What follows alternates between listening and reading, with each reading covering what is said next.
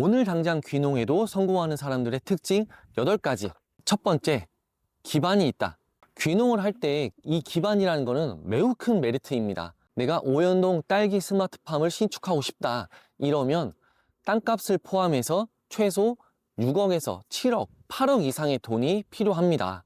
인스타그램이나 SNS를 보다 보면 부모님께서 농사를 짓는데 부모님이 이제 힘이 붙이신다거나 아니면 판로에 대해서 조금 어려워하시기 때문에 자녀분들이 귀농을 해서 함께 농사를 짓고 있다. 이런 스토리의 글들을 보신 적이 있으실 거예요. 땅 몇천 평, 농기계, 농기구, 창고, 살집 이런 게 갖춰져 있다면 정말 농촌에서는 금수저입니다. 두 번째, 여유 자본이 있다. 3년 안에 다시 돌아가는 사람이 10명 중에 7명이라는 말 앞에서 들으셨죠? 가끔 귀농하려면 얼마가 있어야 되는지 물어보시는 분들이 있어요. 딱 얼마다라고 이렇게 정할 수는 없는데 3년 정도는 내가 농사를 지으면서 버틸 수 있는 자본이 필요하다 이렇게 말씀드릴 수 있어요. 그렇다면 왜 3년이냐? 우리가 귀농 첫 해에 농사를 짓지 못할 수가 있습니다. 그럴 때 농사를 안 짓고도 버틸 수 있는 자금이 있는가? 귀농 2년 차에 농사를 지으려고 했는데 농사를 망쳤어. 이때 버틸 수 있는 자금이 있는가? 귀농 3년 차에 농사를 지었는데 수확량이 많지 않아. 이때 버틸 수 있는 자금이 있는가?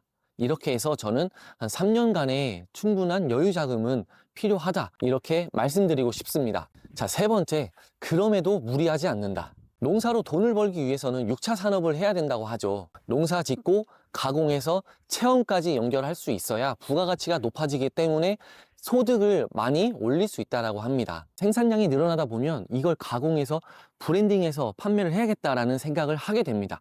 브랜딩, 저는 필수적이라고 생각해요. 그런데 이러한 과정을 거치기 위해서 대부분의 농가들이 시설을 먼저 세우려고 합니다. 현재 우리나라 제조업 가동률이 70% 정도라고 합니다.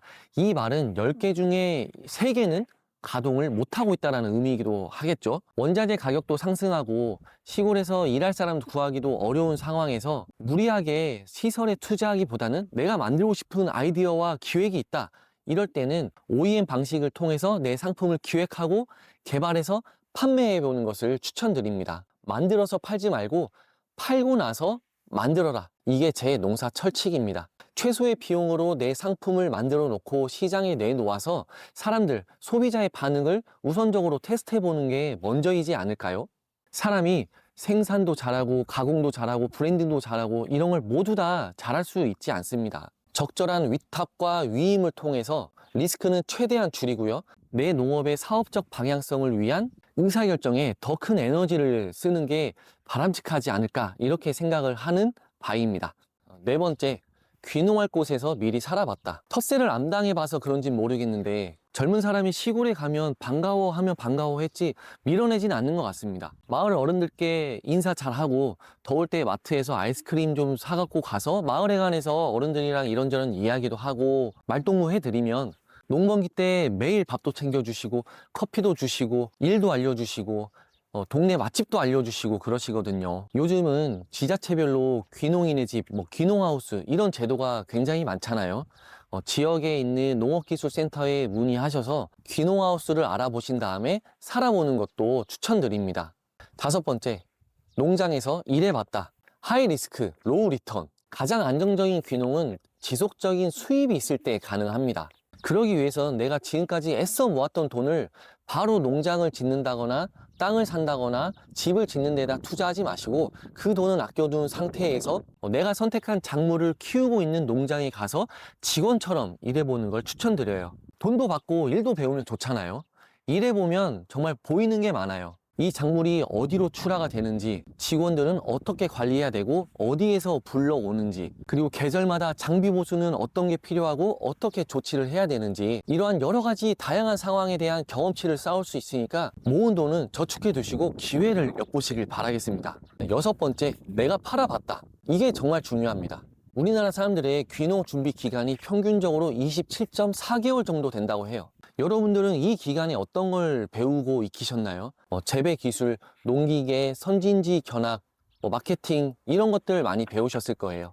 제 생각엔 땅에 무언가를 심기 전에 무언가를 파는 그 연습이 더 필요하다고 생각이 듭니다. 왜냐하면 결국 팔아야 살아남거든요.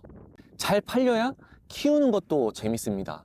애써 키웠는데 안 팔린다, 똥값이다, 그만큼 무력해지는 게 있을까요? 농민들이 트랙터 몰고 데모하는 이유가 따로 있겠습니까? 이걸 좀 더 직설적으로 말씀드리면 내가 키울 작물이 과연 팔릴 만한 작물인가를 알고 나서 선택해야 된다는 말입니다. 그래야 생산에서 경쟁력이 생기고 이거를 가공하고 체험까지 연계할 수가 있는 거예요. 딸기 너무나도 좋습니다. 근데 내가 만약에 딸기를 키워서 네이버에서 판매하고 싶다. 그렇다면 지금 네이버에서 딸기를 검색하면 약 110만 개의 딸기가 있다는 것을 알 수 있어요. 네이버에서 딸기를 판매를 하고 싶다면 최소한 110만 개 중에서 상위에 올라가야 판매가 될 수 있겠구나. 이런 걸 감으로 체득하셔야 된다는 거죠. 내가 네이버에서 팔려고 시도해봤더니 와, 이거 되게 경쟁이 치열하네. 그러면 내가 딸기로 모찌를 만들어서 팔아볼까? 이렇게 생각을 확장할 수가 있는 겁니다. 이러한 생각은 데이터를 보고 팔아본 사람만이 알 수 있는 방법일 거예요. 농사 짓다 보면 그런 말 하잖아요. 돈 버는 놈 따로 있다. 유통하는 사람들이 돈은 다 가져간다. 그렇다면 우리가 농사의 유통을 같이 하면 되지 않을까요? 팔아놓고 짓는다. 꼭 기억해 두세요. 7번째, 농업 외 소득을 다각화해 놓았다. 1년 내내 농사를 짓는 분들도 계시겠지만 아니신 분들도 계실 거예요. 농한기 때 교육을 받으러 가는 것도 중요하지만 꾸준한 수입이 있어야 생활이 가능해집니다. 당장의 수입이 필요하다면 지역별로 농촌 일자리 정책이 있을 테니까요. 그걸 활용해 보시고요. 아마 인터넷에 농촌 인력 중개 센터 이렇게 검색해 보시면 나오는 분야가 있을 거예요. 저도 이 정책을 활용해서 고구마 농장, 복숭아 농장, 토마토 농장에서 일을 하면서 다양한 경험을 해봤습니다. 돈도 벌고 경험도 쌓고 일석이조죠. 그리고 농사가 진짜 만만한 게 아니구나, 이것도 피부로 느끼게 됩니다. 그리고 참고로 말씀드리면 저는 귀농을 하면서 책을 한 권 썼어요. 그래서 이걸로 작지만 인쇄 수입을 벌고 있고요. 그거에 더해서 강의를 좀 다닐 수 있게 됐습니다. 강의를 하게 되면 최저시급의 최소한 10배에서 많게는 30배 이상을 받을 수 있으니까 저 개인적으로는 농업인 분들이 이 책 쓰기라는 것도 꼭 도전해 보셨으면 좋겠어요. 여러분들 할 말 진짜 많으시잖아요.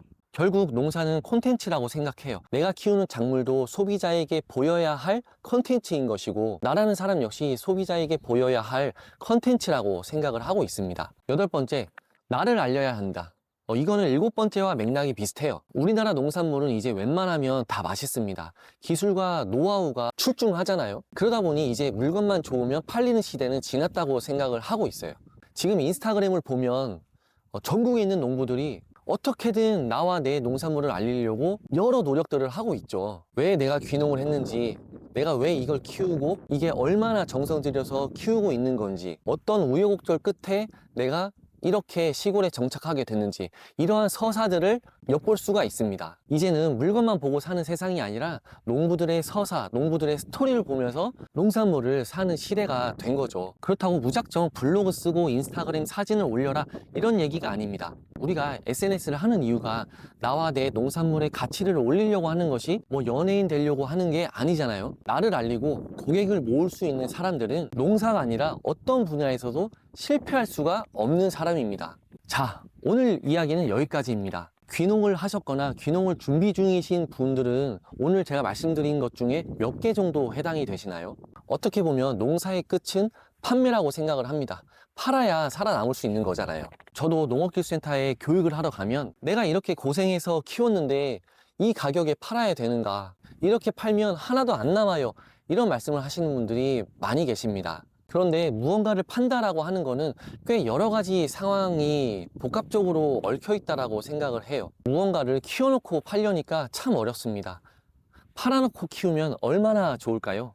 다시 말씀드리지만 농사의 꽃은 판매라고 생각합니다. 그럼 너는 얼마나 잘 파냐, 이렇게 말씀하실 수는 있지만 그렇다고 제가 막 수십억 원의 매출을 내는 그런 사람은 아닙니다. 오프라인 매장 10평에서 연매출 2억 이상은 내본 경험이 있고요. 지난해 한 플랫폼과 협업해서 한 열흘 동안 쌀 3천만 원어치 판매를 한 경험도 있고요. 한 위탁업체의 상품을 위탁 판매로 한 9천만 원어치를 판매해 본 경험이 있습니다. 그리고 책을 써서 강의를 통해서 농업 외 수익도 꾸준히 발생시키고 있습니다. 내가 키운 작물을 알리고 그리고 나를 알리는 것, 이게 농부들의 숙제가 아닐까 생각합니다.